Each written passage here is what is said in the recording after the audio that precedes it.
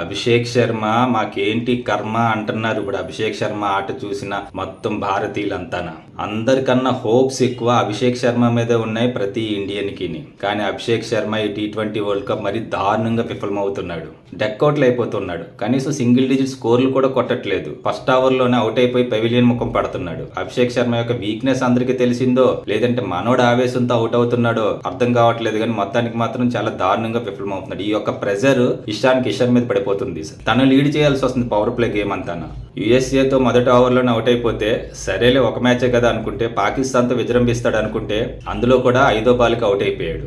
నెదర్లాండ్స్తో ఆడే మ్యాచ్లో అయినా ఫామ్లోకి వస్తాడు అనుకుంటే 3వ బాల్కి క్లీన్ బౌల్డ్ అయిపోయాడు, మళ్ళీ డెక్అవుట్ అయిపోయాడు.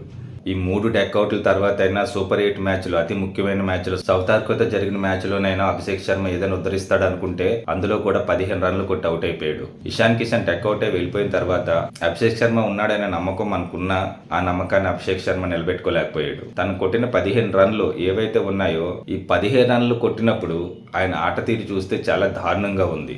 ఏదో టైలాండర్లో ఆఖరి ఓవర్లో వచ్చి బ్యాటింగ్ రాని వాళ్ళు వికెట్ ఇచ్చి కొడుతూ ఉంటారు, రూమ్ ఇచ్చి కొడుతూ ఉంటారు. సో అలాగ ఆడుతున్నాడు ప్రతి బాలును. తను అటెంప్ట్ చేసిన చాలా బాల్ బ్యాట్కి తగలలేదు.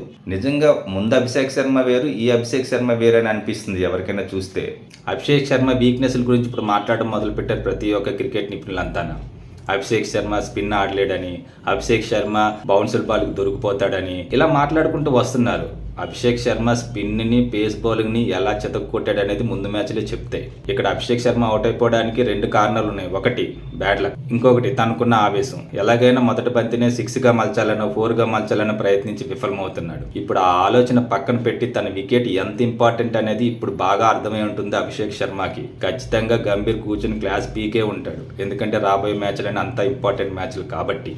రాబోయే మ్యాచ్ల్లో అభిషేక్ శర్మని ఒకవేళ తీసుకుంటే అభిషేక్ శర్మ ఖచ్చితంగా ఫామ్లోకి రావాలి. ఎందుకంటే సూపర్ 8లో ఆడే మిగతా 2 మ్యాచ్లు చాలా ఇంపార్టెంట్ మ్యాచ్లు, తప్పకుండా గెలవాల్సిన మ్యాచ్లు, హై రన్ రేట్తో గెలవాల్సిన మ్యాచ్లు. సో హై రన్ రేట్తో మనం గెలవాలంటే ఓపెనింగ్ చాలా దృఢంగా ఉండాలి, ఓపెనింగ్ శుభారంభం చాలా బాగుండాలి.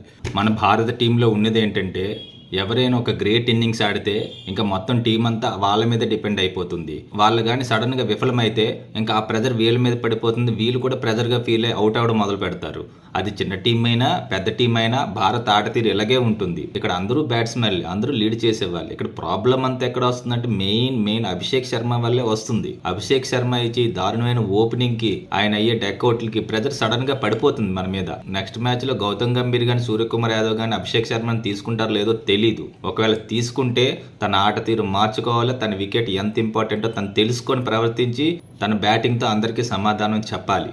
ఒక వరల్డ్ కప్ 2003 ఫైనల్లో ఓడిపోయి ఇప్పుడు వరకు మర్చిపోలేకపోతున్నాం. ఇప్పుడు అదే రిపీట్ అయితే ఎవరూ తట్టుకోలేం. ప్లేయర్స్ యాటిట్యూడ్, ఓవర్ యాక్షన్ తగ్గించి గేమ్ మీద కాన్సన్ట్రేషన్ చేసి భారత్కి గెలుపునివ్వాల్సిందే. జై హింద్.